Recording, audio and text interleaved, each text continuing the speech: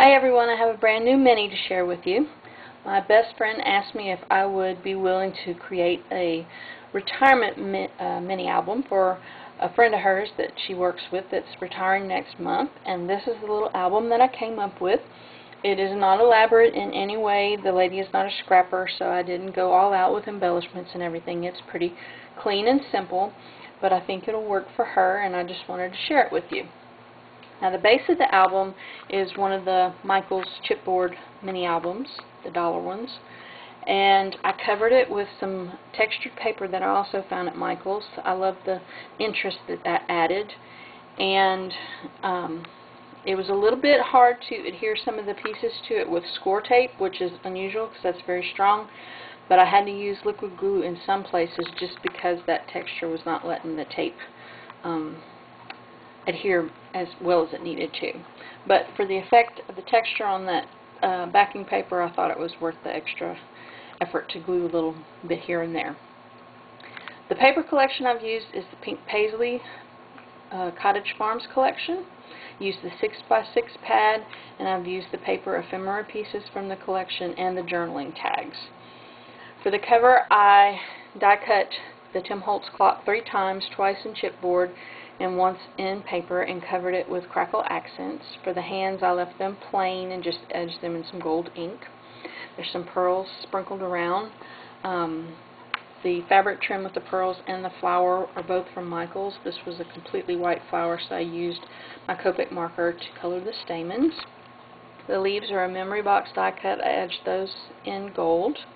This is My Favorite Things die cut flourish. I sprayed it with a combination of water and gold perfect pearls, and I sprayed that on the flower also. My favorite part of this cover is the brickwork, and I'm going to give you a link to the tutorial on how you can do this. It is super simple. It is nothing but a template, some modeling paste, and a little bit of ink.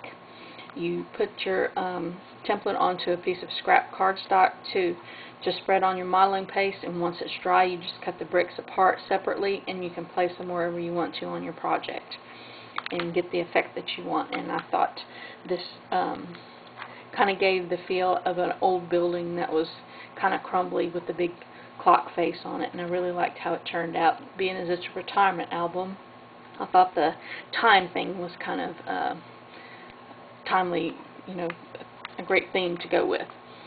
So that is the cover of the album. For the inside pages, all my pages, the photos are covered. I already have the photos in, but I'm respecting the privacy of the people that she works with, so I did cover those. I hope you don't let that distract you too bad from me showing you this. But the first page, I did a pocket with the Tim Holtz on the edge die, and I layered that with some black. I scalloped the bottom and then weaved some ribbon through the valleys in the scallop and used some brads to cover up the holes where the ribbon was weaved through. I also did some paper piercing along the edge of that for a little more added interest. There's some buttons in one of the paper pieces from the collection. All the photos are matted in gray and black in this album. For the second page, the photo took up the majority of the page, so I just added a couple of the paper pieces and a die cut that's My Favorite Things crown die, and added it onto the bottom of the picture frame. And these are the journaling cards that come with the collection. They are absolutely gorgeous, all the butterflies and florals, and her friends at work can write her little messages on those. And then there's a large photo mat that goes in behind the black matting. The journaling card goes in behind the designer paper. So that is the second page.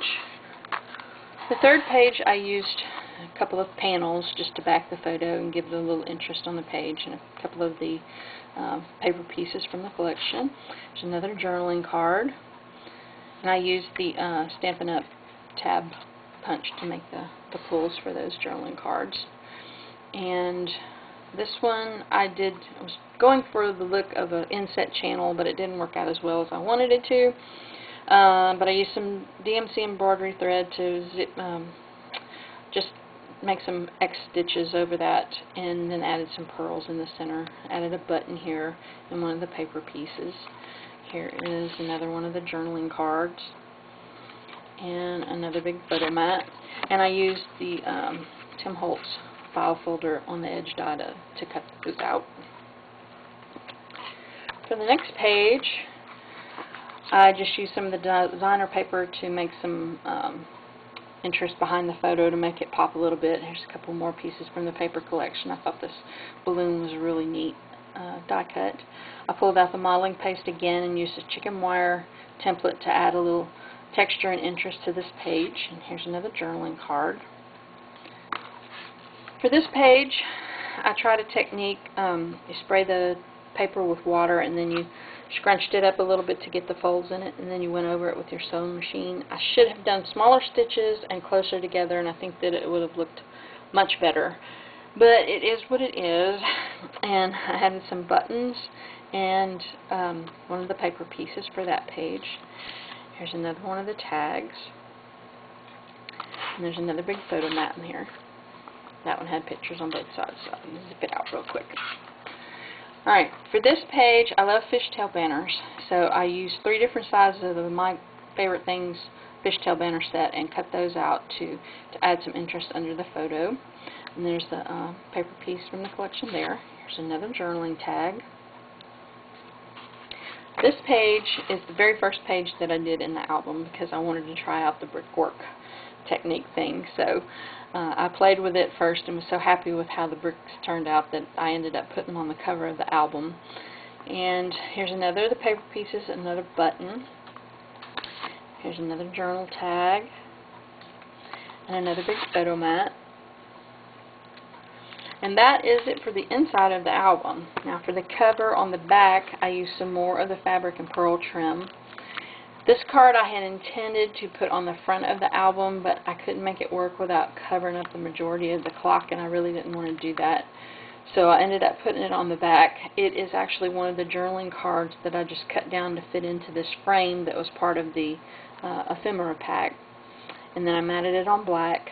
I found a saying online that I like and matted that on some of the paper in some black about retirement. It says, "Retirement is wonderful. It's doing nothing without worrying about getting caught at it." And I thought that would be a fitting into the album. There's a few pearls here.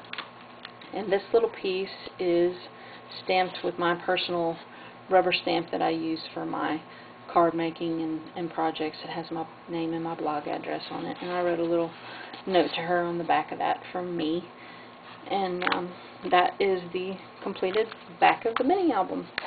And I just wanted to share it with you. It's not anything outrageously crazy, but I thought it turned out cute and thought it might interest you, and you might get a few ideas, especially this to use on your future projects. So I hope you enjoyed it, and I hope to be back with something else new soon. See you later. Bye.